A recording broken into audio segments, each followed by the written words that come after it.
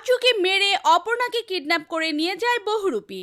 হ্যাঁ বন্ধুরা, আমরা এমনটা দেখতে পাবো চিরদিন তুমি যে আমার ধারাবাহিকের আগামী পর্বগুলোতে।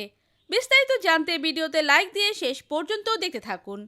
আর্য দেখতে পায় একজন বাচ্চা কান্নাকাটি করছে বাজি পোড়ানোর জন্য। তখন আর্য বলতে থাকে, তোমরা বাজি পোড়াবে তো আমি এখনই এনে দিচ্ছি, তোমরা এখানেই দাঁড়াও।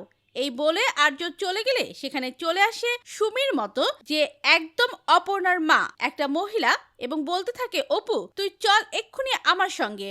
আর অপর্ণা তখন যায় তার মার কাছে এবং অবাক হয়ে যায়।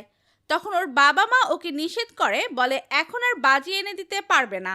তখন আর্য বলে, বাচ্চা তো একদিনই তো করবে, আচ্ছা বাবু তুমি আমার সাথে আসো, আমি তোমায় বাজি কিনে দিব। এই বলে আর্য বাচ্চাটাকে নিয়ে বাজি কিনতে যায়।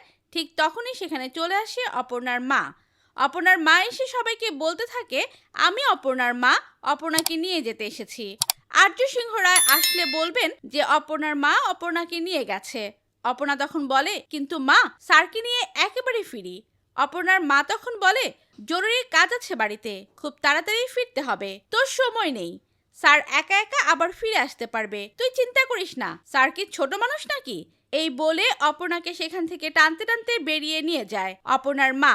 ইতিমধ্যে আমরা প্রমোদে দেখেছি যে মহিলা আসলে অপর্ণার মায়ের নাম করে অপর্ণার মায়ের মতো সেজে অপর্ণাকে নিতে এসেছে, সে আসলে অপর্ণার মা নয়। তবে এখন প্রশ্ন হলো, এটা কে যে কিনা অপর্ণার মায়ের ছদ্মবেশে অপর্ণাকে তুলে নিয়ে গেল? এই অচেনা শত্রুর সাথে কি করে এবার মোকাবেলা করবে আর্য? তো বন্ধুরা, আর্য কি পারবে অপর্ণাকে বহুরূপী থেকে বাঁচাতে? তোমাদের কি মতামত লিখে জানিয়ে দাও কমেন্ট করে।